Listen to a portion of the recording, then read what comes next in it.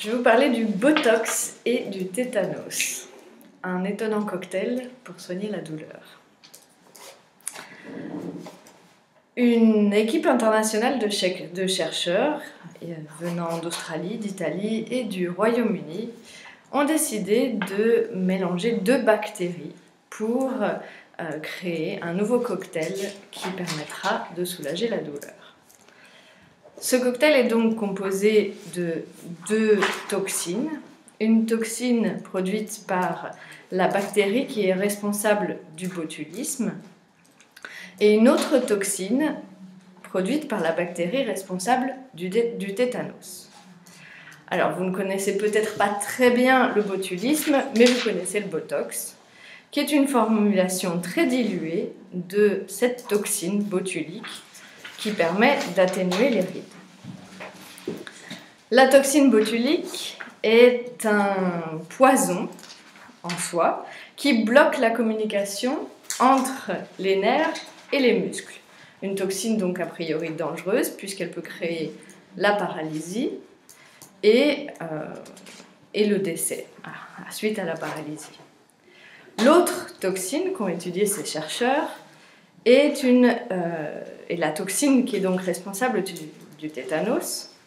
Et c'est également une toxine dangereuse, une neurotoxine qui remonte au cerveau, cible les neurones, empêche la libération de certains neurotransmetteurs et donc qui peut causer des spasmes, ayant pour conséquence là aussi un décès. Donc a priori, des toxines pas très fréquentables. Et pourtant, cette équipe internationale de chercheurs a tenté de montrer qu'en combinant les deux toxines, on arrivait à créer une molécule qui permettrait de soulager la douleur. La toxine botulique, responsable donc du botulisme, a un avantage, c'est qu'elle peut bloquer certains neurones pendant de longues périodes. Donc elle pourrait potentiellement, si elle n'était pas si dangereuse, être un analgésique pendant plusieurs mois. Mais son action paralysante, comme je vous le disais, est très dangereuse. Donc nos chercheurs ont eu deux missions. La première mission étant d'empêcher la paralysie. Donc il faut empêcher cette toxine botulique d'aller bloquer les muscles, alors que c'est son rôle normalement. Et cela à travers le collage avec une autre toxine. Deuxièmement, la deuxième mission de ces chercheurs, c'était de faire en sorte que cette toxine s'accroche aux cellules du cerveau qui sont responsables de la douleur, pour atténuer la douleur. Donc, deuxième mission, atténuer la douleur. Ils ont aussi pensé que ce serait possible en ajoutant à la toxine botulique, la toxine qui est fabriquée par la bactérie responsable du tétanos. Puisque cette bactérie responsable du tétanos, comme je vous le disais, cible les neurones cérébraux. Un mariage donc assez sulfureux, un bricolage de molécules que nos chercheurs ont appelé l'agrafage de protéines. Ça, c'est pour la théorie. Mais comment ont-ils fait en pratique ? Ils ont dû vérifier que leur théorie fonctionnait. Ils ont d'abord vérifié in vitro, sur des neurones de rongeurs. Et ensuite, ils ont essayé in vivo, sur des souris et des rats. Donc, ils ont testé leur premier objectif, qui était d'éviter la paralysie des muscles. Pour éviter cette paralysie, ou plutôt pour montrer que l'on pouvait éviter la paralysie, ils ont injecté à des souris la toxine botulique agrafée, c'est-à-dire les deux toxines agrafées les unes aux autres, l'une à l'autre. Ils ont injecté une quantité de 100 000 fois la dose de toxine botulique qui, en temps normal, décimerait la moitié de la population de souris. Résultat surprenant, en ayant cet assemblage de la toxine botulique et de la toxine responsable du tétanos, ils ont obtenu la survie de toutes leurs souris et aucune paralysie chez ces souris. Donc, objectif numéro 1, d'éviter la paralysie des muscles. atteint.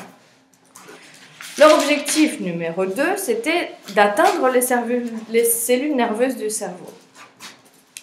Ils ont donc fait un test sur la molécule, un test de leur molécule agrafée sur le cortex visuel des rats. En testant donc leur molécule sur le cortex visuel, ils se sont rendus compte que les rats avaient une perte de réaction aux stimuli visuels. Les neurones étaient donc en sommeil. Objectif numéro 2, d'atteindre les cellules nerveuses du cerveau, atteint également.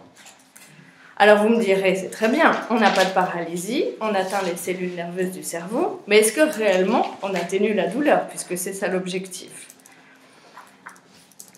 Eh bien, pour vérifier cela, nos chercheurs ont, de façon artificielle, créé une inflammation dans la patte gauche des rats. Ensuite, ils ont injecté la molécule, donc composée de la toxine botulique et de la toxine responsable du tétanos, et ils se sont rendus compte qu'il y avait effectivement une réduction de l'hypersensibilité dans la patte gauche des rats. Donc là encore, leur objectif était atteint puisqu'ils arrivaient à atténuer la douleur chez les rats.